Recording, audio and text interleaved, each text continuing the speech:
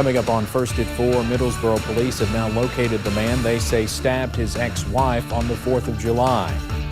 And many people are remembering a Floyd County native that died in a northern Kentucky car crash Monday morning.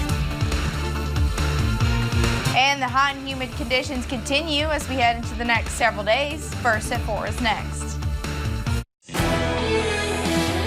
Dedicated to Eastern and Southern Kentucky, this is WYMT Mountain News First at 4. Good afternoon, I'm Steve Hensley. First at 4, some breaking news out of Knox County. The Knox County Health Department is reporting 5 COVID-19 related deaths at the Christian Health Center in Corbin. These are the first COVID-19 related deaths reported since the pandemic began in Knox County. We are told 4 of the residents were in hospice or comfort care before contracting the virus. The 5th had advanced Alzheimer's disease. All were over 85 years old. Last month, we reported at least 47 residents and 8 staff members had tested positive at the center. Additional testing of residents and staff is ongoing. Police have found a man accused of stabbing his ex-wife. It happened on the 4th of July in Middlesboro. WYMT's Will Puckett talked with police about where they found the man. It happened here along Cumberland Avenue in Middlesboro, like you said, on the 4th of July. Middlesboro Police Chief Tom Busick says when police arrived, a woman said her ex-husband William Gunter stabbed her. Police are unaware of the motive behind the incident, but they say the woman was taken to the hospital and then flown out with serious injuries. Chief Busick says they got a call this morning from a police department in Roane County, Tennessee, saying Gunter was arrested there. Busick says people running to other states and vice versa actually isn't that uncommon. That's very common where we border Tennessee. It's not unusual for people to flee to Tennessee or even Virginia because it's so close as well. And it's vice versa. We'll have people that'll commit crimes in Tennessee that'll flee to Kentucky, and it makes it more cumbersome for them to take them into custody as far as their procedures that have to go through the court system. So it's not as easy as if we were making an arrest on someone in the state. Gunter is facing first-degree assault charges. There is no update today on the woman's condition. In Middlesboro, Will Puckett, WYMT Mountain News. Depending on the process, Busick says it could take some time to extradite Gunter back to Kentucky. Deputies in Laurel County are asking for the public's help in identifying the man they say is involved in a forgery case. Do you know this man? Police say he tried to pass a forged and fake check from a local business at the commercial bank on US 25E in Corbin. If you have any information, call the Laurel County Sheriff's Office at 606-864-6600. A car crash in Boone County sent ripples that are being felt across Floyd County and beyond. WYMT's Buddy Forbes has more about a death that has the Prestonsburg community reeling. A car crash in Boone County yesterday killed one Floyd County woman, leaving the Prestonsburg community in mourning. Mourning for someone they say was one of the brightest stars in all of Star City. Allie Davis died after losing control of her car on Interstate 75. Allie was an actress and singer from Prestonsburg, heavily involved in the Mountain Arts Center's Junior Pros program and Big Sandy Idol competition. Community members say her voice and presence will always be remembered in the place she called home. But it is not just her stage presence that will keep her legacy alive. But more than that, she was just always a phenomenal girl. So nice. She didn't have a crowd. She talked to everybody. She was one of a kind. Allie's family and loved ones continue to share videos, photos, and just stories about her life all over social media as a way to keep her voice alive. In Floyd County, Buddy Forbes, WYMT Mountain News. We will hear more about Allie Davis and what she meant to the community coming up later.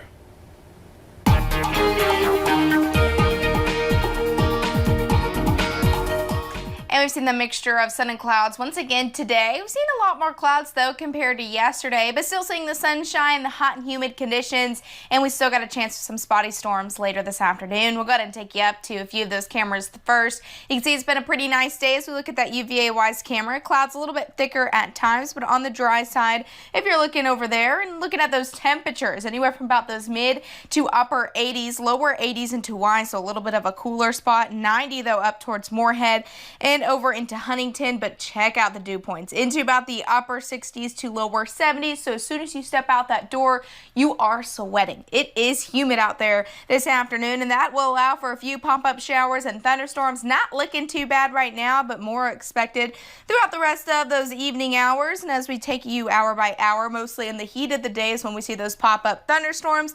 Then by the time the sun sets, they'll start to die down a little bit. Temperatures only expected to drop into about the upper 60s to lower 70s, and we're going to continue to see a few storms heading into your Wednesday, Thursday, and even more by the time we get into Friday. I'll have more details on that coming up in a little bit.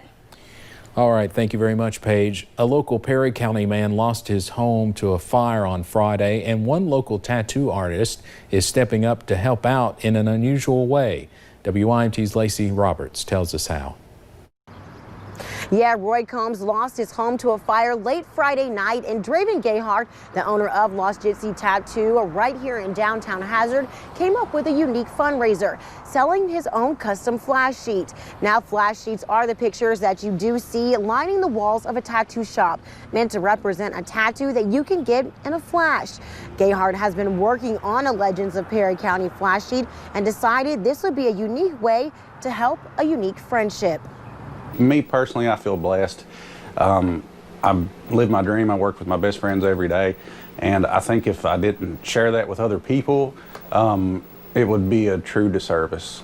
So anytime anything unfortunate happens, like in the case it did with Roy, if there's an opportunity for me to be able to help someone, I'll gladly do it.